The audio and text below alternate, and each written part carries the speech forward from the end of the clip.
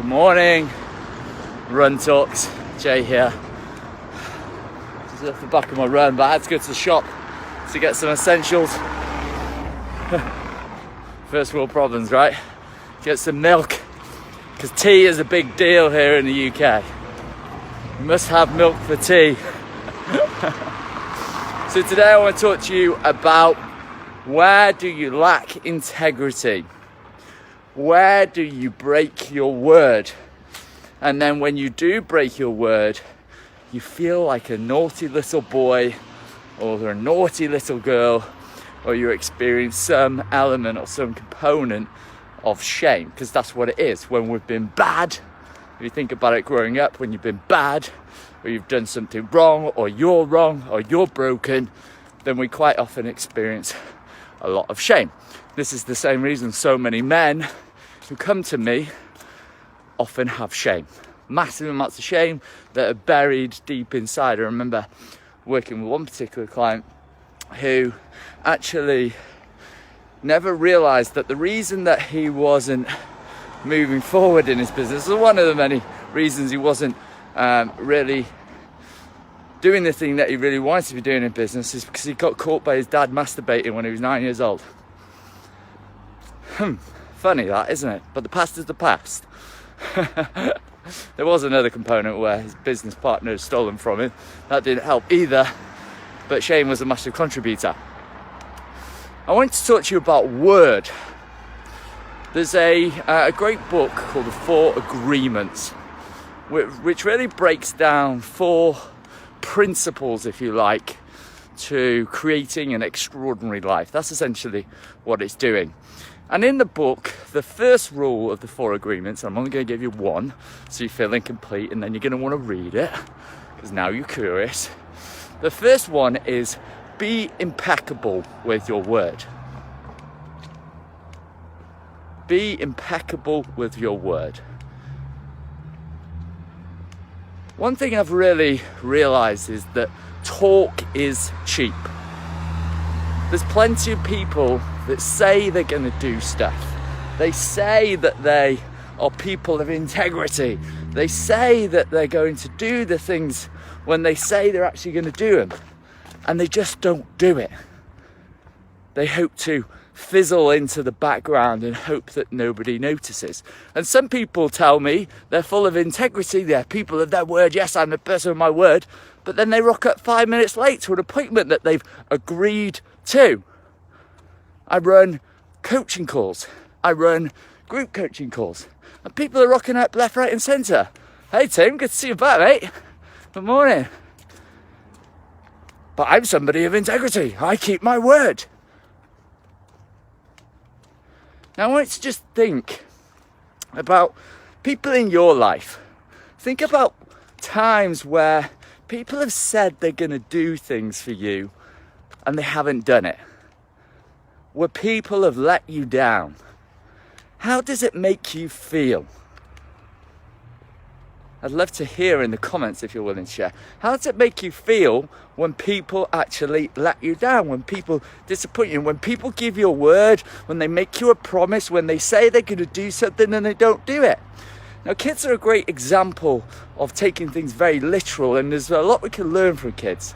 Because if you say to a kid, just give me a minute, you wait a minute and they will say, a minute's up. You said you were only going to be a minute. So we've got to be intimate with the details about how we make these agreements. So how do you feel when people actually break their word to you, let you down?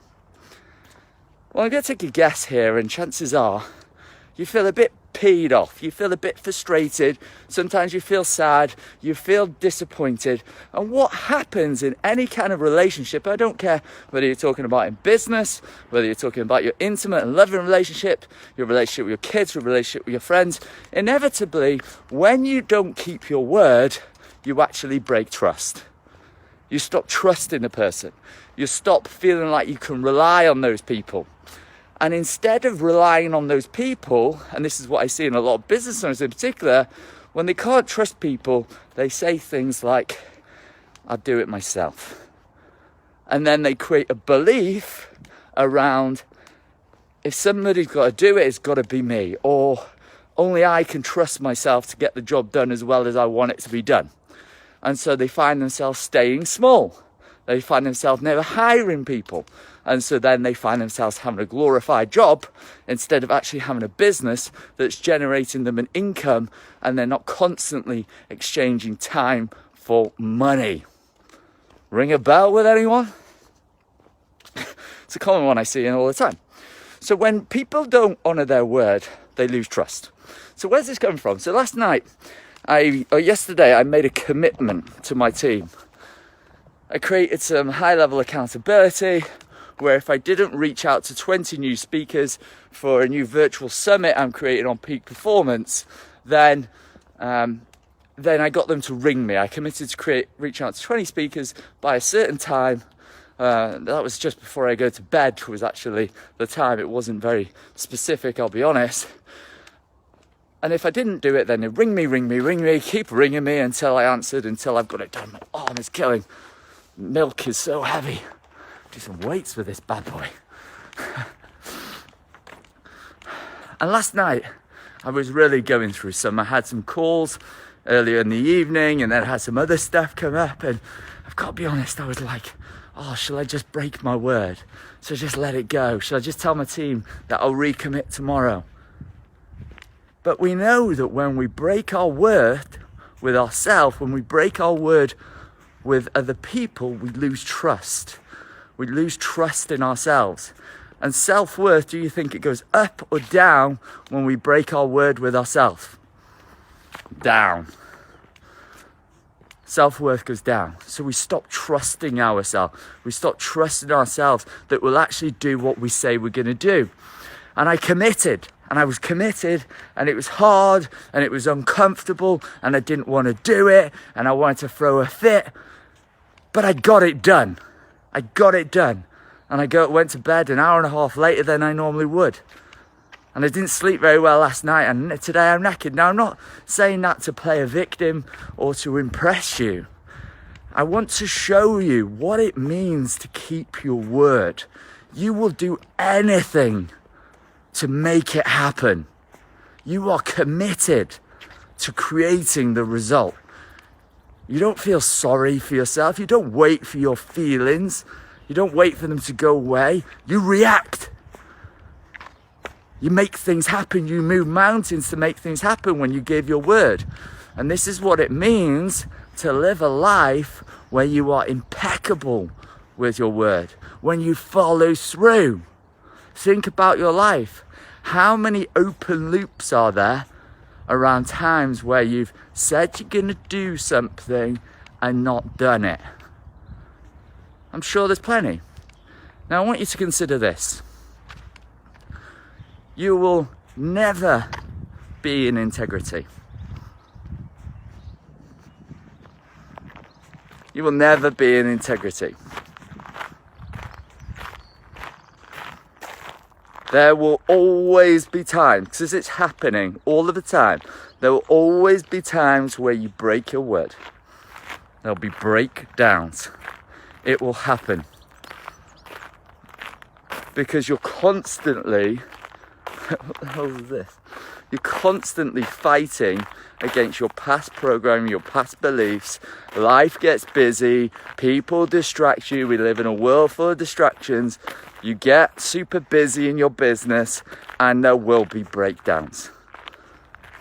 And the key to all of this is not to always be in integrity with your word. Be committed to your word, yes. But when there is breakdowns, the way to release yourself from the shame, the naughtiness of the little boy or the little girl is not to go, I'm so sorry, I'm late because X, Y, Z. This is all of my reasons, my justifications. No. A powerful way to acknowledge your word is when there's a breakdown, you acknowledge your breakdown. You acknowledge the cost of your breakdown to the other person that you give your word to or yourself. And then you recommit. You recommit to a new action, to a new way of being, to a new result that you're committed to creating for yourself. Because without integrity, there is no workability.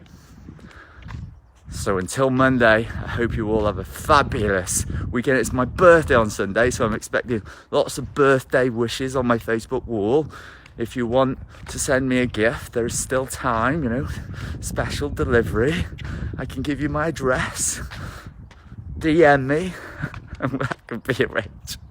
So until Monday, live on purpose, love fully and deeply, and laugh every single day. See you later.